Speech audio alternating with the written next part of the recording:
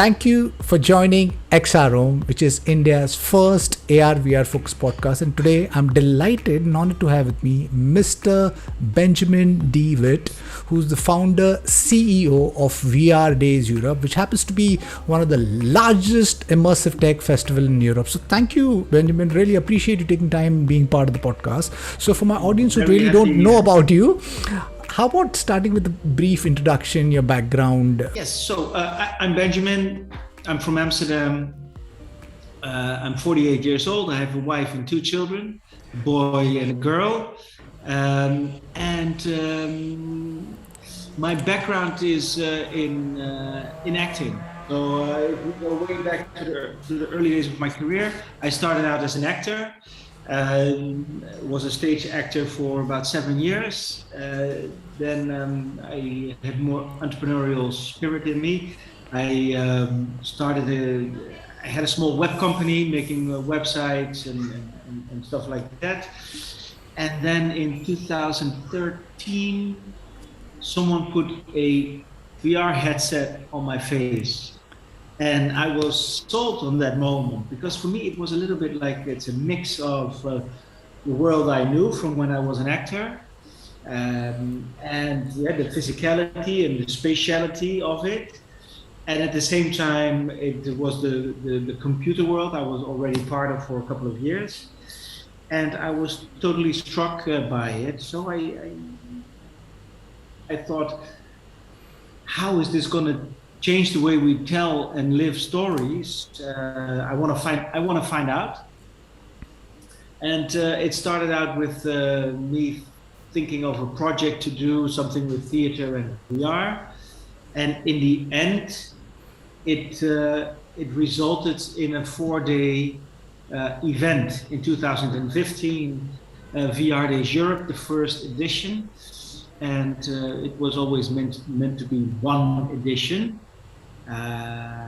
But by the time I met so many wonderful and interesting people from different domains, from science, from healthcare, from industry, from the arts, from dance, there was a wonderful vibe. And this was in 2015. And there were people coming from 10 different countries. They were coming to Amsterdam for this event, and then I thought, well, let's grow. Let's see if we can grow this event. And now we're 7 years later, and or 6 years later, it's the 7th edition. How cool is that, Benjamin? So I have got like a similar kind of background, sort of, because my background has been in the creative industry. I have played for a rock band for 15 plus years. I'm 49, just a year older. I've got a boy who's 6 years old. Before acting, I was in a band. Oh wow! Yeah. How cool is that? So I've been in the creative industry. I've composed besides my band, I've composed for a couple of Bollywood feature films. I have an audio studio where I produce content for advertising agencies and production houses. And in 2015, I discovered virtual reality. There was no intention of me to change my career. But then virtual reality happened and my life completely changed when I discovered what it could do, what it could become. It's like a rabbit hole, the more deeper you get, the more excited you become. So I'm like a child who rediscovered life, if you might say, of sorts. And that's the reason I got into virtual reality. Like you, I founded Immersion. You have done this is going to be the 7th edition. For me, I've just created the 1st edition, and lots of similarities over there. So tell us a little bit more about VR Days, because 7 editions. So you started in 2015. 2015 was the first edition, and from the get-go, it was about business, science, and art, and that has been leading, because I really have the feeling that it's an early industry, VR, AR. Still, after all these years, it's early, and I think it's important to inspire people from all kinds of different angles, because in their normal life, they're in their vertical, And at the event, it's about inspiration. It's about making connections that people that normally are not happening. So that's been a goal. And then I wanted to create an event that is exciting, like a show, like a like a band. You know, if you're in a band, you want to create a show, you want to create entertainment. So it has to have the in-depth talks, it's conferences, it's roundtables, it's a trade show, it's a funding market for content makers, for startups, and for researchers. Then there is Church of VR, where you can have lots of experiences. Then there is a creators corner where you can learn about the how you are making VR things. Then there is a creators lab where we give space and equipment to an artist to work on a new piece of content, and then our speakers can mentor them. Then we have our philosopher's salon, and this the concept there's a yurt, and the yurt is a Mongolian tent, and in the yurt you don't bring your smartphone, you take off your shoes.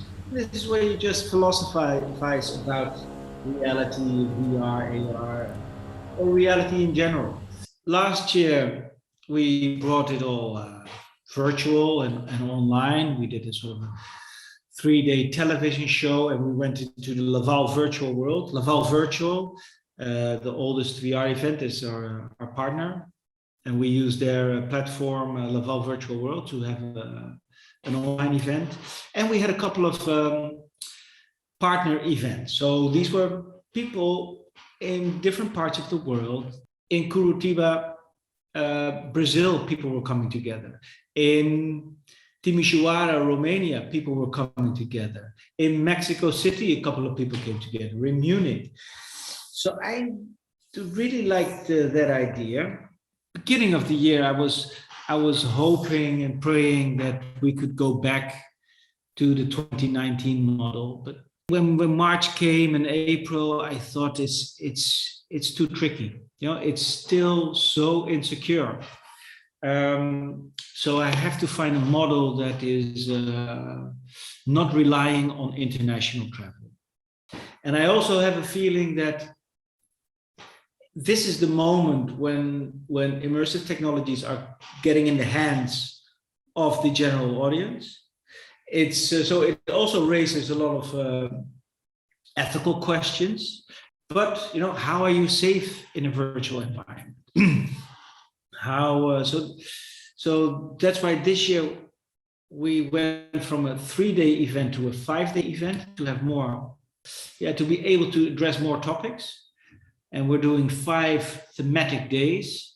So this way is maybe a little bit easier for general audience to think, hey, this is something I'm really interested in, so I'm joining that day. So 5 thematic days.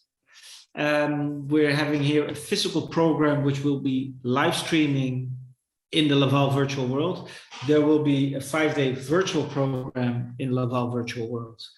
And we have our global partner events in more and more places. And that's where also India comes in, because our friend, and maybe you know him, Mr. Samir Mukherjee, we have communities that are joining VR Day. So maybe, Eddie, your community can also join.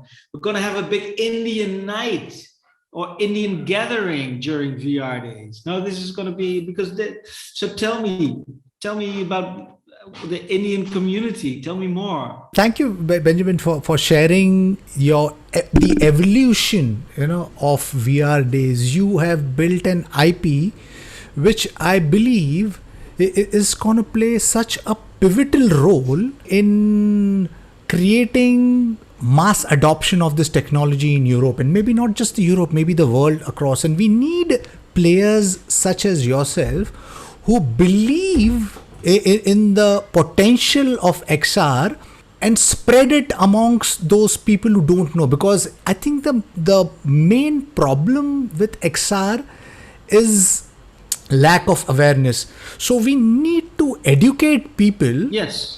about the potential of this technology. Globally, some of the biggest companies and some of the smallest startups and some of the greatest minds are joining hands to lay the foundation layer of Web 2.0. All of physical world could have a digital twin. It could give us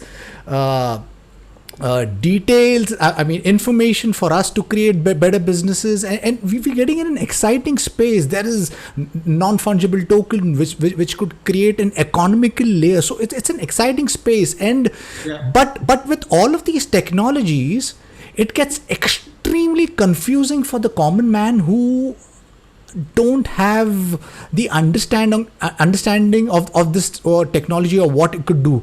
So kudos to you and your team for building VR Days, and you saying that you're going to be building the 7th edition. And yeah, we would love to join hands and do something, because I think the world model is changing. So far, we have functioned in a very centralized way. And all of these technologies are converging. It's not just XR, it's artificial intelligence, it's blockchain, it's NFTs, metaverse. And I think once it kind of converges, there will be this new paradigm of us to understand the world, the decentralized world. What it could be, what it could mean is something I think we're just figuring out the language. So I think it's an exciting space. As far as the India, the ecosystem here, it's growing, and what we have is the demographic dividend. Because of internet, what that has done is that there's a larger population who's become educated, are speaking English, the global language, are understanding that technology is the tool. If you leverage, you can create businesses. So the youth, I think, are more than happy to challenge the status quo of the centralized, functioning institutes, organizations, and embrace the new. So more and more people are understanding about what technology could do. And I'm not just saying, oh, it's only going to be XR. I think there's a convergence going on. So the way it could upend businesses is something I'm really excited about. So we will definitely talk more about the India and the Amsterdam, possibly a bridge where we could create a bridge where we could collaborate, and an open innovation and open investment collaboration framework. So that is something which I'm really excited for.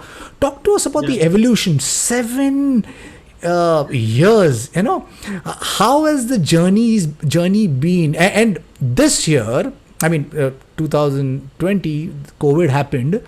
The event industry has been almost decimated. I mean, it's been destroyed. But there is the other side where the virtual platform has really blossomed. Laval Virtual, which you mentioned, was one of the first guys who bought in, the virtual model. So where is, you think, the future of event going to go? I think that the virtual part will not go away. Where is it going? I think people will travel less. People will choose their travel more carefully in the future. So I'm not expecting all the traveling to go back to where it was. I also enjoyed myself not to travel that much anymore, although I also miss it.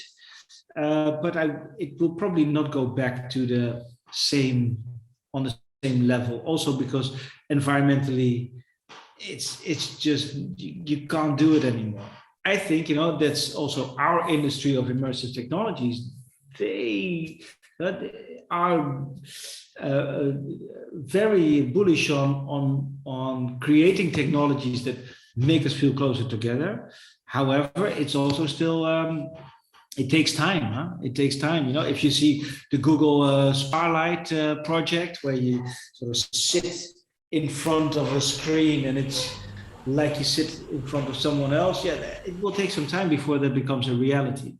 Um, Personally, so I want to expand, we want to expand on this idea of these global partner events. So happening at the same time and using our technologies to bring those events together. So in the content and I said the form of the event decentralized, and the content is about immersive tech and using your technology to be connected. That's how I would like to see it go forward. And so this year we're introducing the label Immersive Tech Week.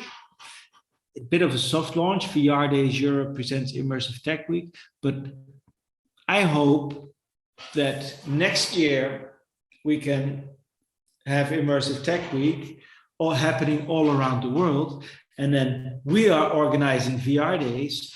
You are organizing maybe in that same week your own event, and your communities will travel to you. Our communities will travel to us. And in a virtual space, we're going to meet each other.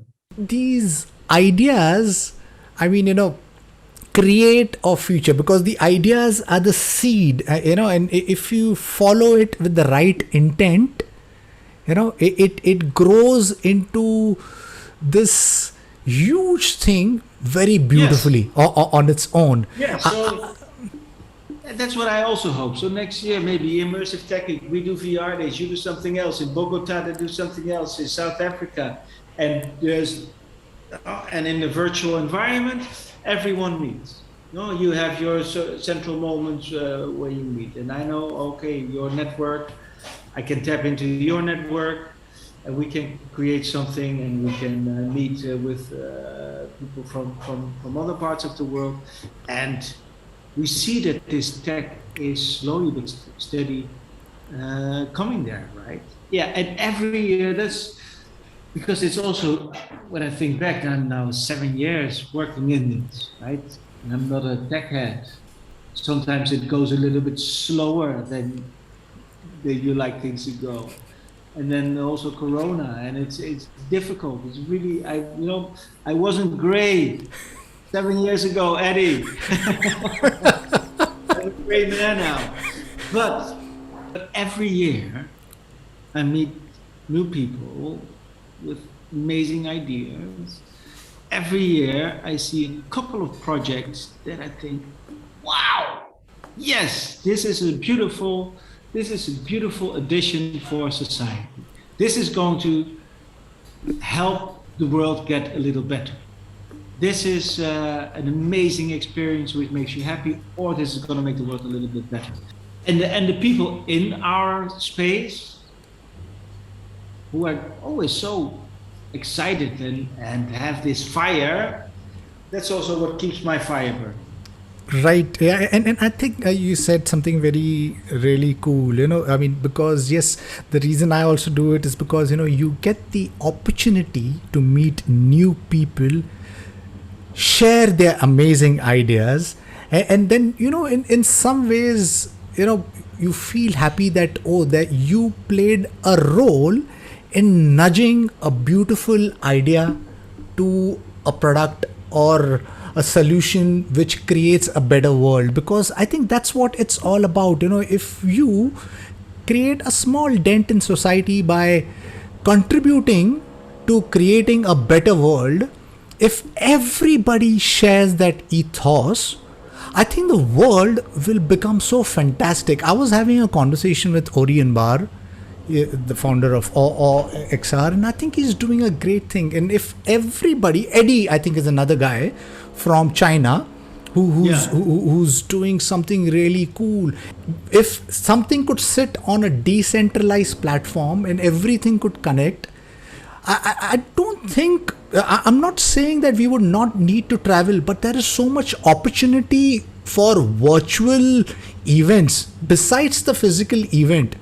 We could, like you mentioned, we could all access on network and grow the industry, because the intention for me is always the larger good, which is to grow the industry. Because I think if we grow the industry, we grow together with it. Of course, yes.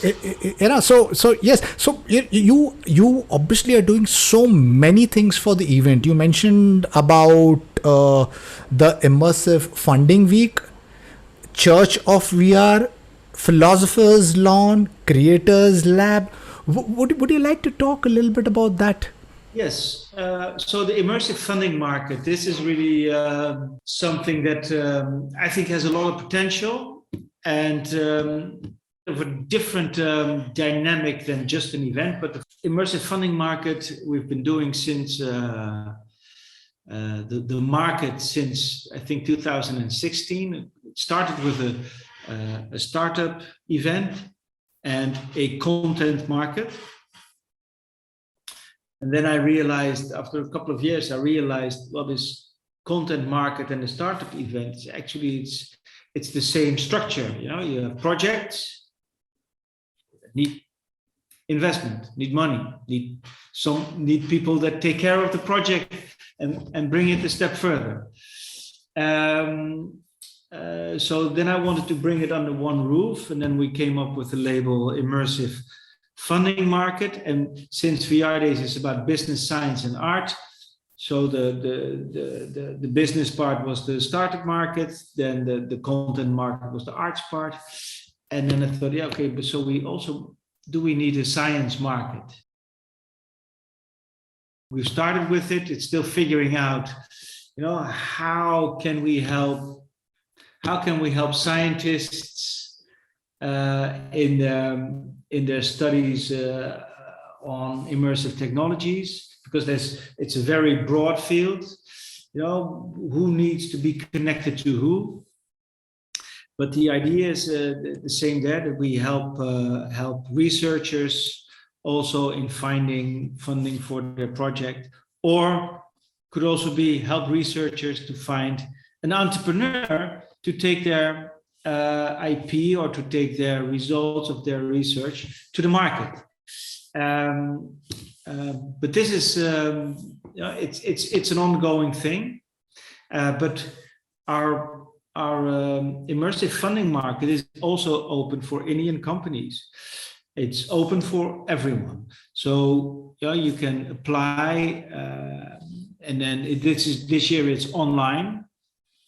It's an online thing, the market. And then we have great investors from like Marco de Miros of the V Venture Reality Fund as one of the jury members. That's the immersive funding market. My last question to you. Where do you see AR, VR going in this decade? How deeply you think it's going to transform our world? I think quite deeply, to be honest. It takes time. So in our decade, that's 9 more years. So that's quite a stretch. And but there's still a road to go if you look at the whole pipeline and how you create stuff. So it will take. It's taking longer than we want, but it's. We will lose this screen at some point. So I think I hope that it will democratize the use of technologies for a lot of people, because it's, if you can get away from all the search queries, but go much more intuitive through content, through knowledge, I think it will affect us in every layer of our life, in every part of society. And I deeply hope that it that the technology will be available in some shape or form to many, many people. I also have the hope and the desire, that's also why it's a part of our program now, that in the whole medical education, it can play a big part, because there's worldwide really a large lack of doctors, physicians, and they cannot all go 16 years to medical training, but in only in certain parts of the world. But with the use of virtual augmented reality techniques, it should be possible to train doctors faster in more parts of the world. So yeah, I have great hopes for the technologies we're working on. Thank you, Benjamin. Really appreciate you taking your time and being part of the show. Yes, I think this technology can be so transformational here in India. That there is such a huge divide. There is the privileged who have access to great healthcare, great education, and then there are those who don't have the access because they cannot afford a quality healthcare or education.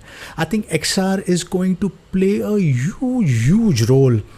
And all of these converging technologies with blockchain, AI, things like that, I think we will create a more cohesive world where you said this platform could drop and we could get into a 3D world, and we could possibly, maybe I could, like the Star Trek, I could just beam up with like a holographic right in front of you, or you could over here, and we could create meaningful interaction and businesses where there is more equality rather than this current unequal world, and I think we have, for the first time in human history, the opportunity to correct the wrongs. And if we all join hands and create a collaborative ecosystem, then the corporates who have been running us, and have created walled gardens and these gated communities, that won't happen. We will truly have the next evolution of computing, which is for everyone, which will be democratized, and it will be for everyone. And I really hope that happens. And I think we need entrepreneurs, community builders such as yourself. So thank you. Let's look at 2022, Eddie. Let's look at 2022. Let's build some. Think a year ahead. I'm thinking 2022, November, maybe big happening again. And we have to drum up all the, because it's, like you say, it's about creating awareness. No, let's try to create this awareness on a global level, or maybe first Europe and India. And we join forces and we say, okay, in this period of time, we're going to be sending out and evangelizing and showing our communities what these technologies can mean for them. Exactly. Yeah, it's all about joining how. That's what I'm saying, my friend. Completely. And to my listeners, if you like what you see, please press the subscribe button. By the way, if you on November 13th to 17th, please do log into and visit the event, which is VR Days Live. It's going to be one hell of a event, because there's please, do you want to say how many speakers and it's got to be there? I think we will expect about 160 speakers. No, there's and these are top-notch speakers. There will be great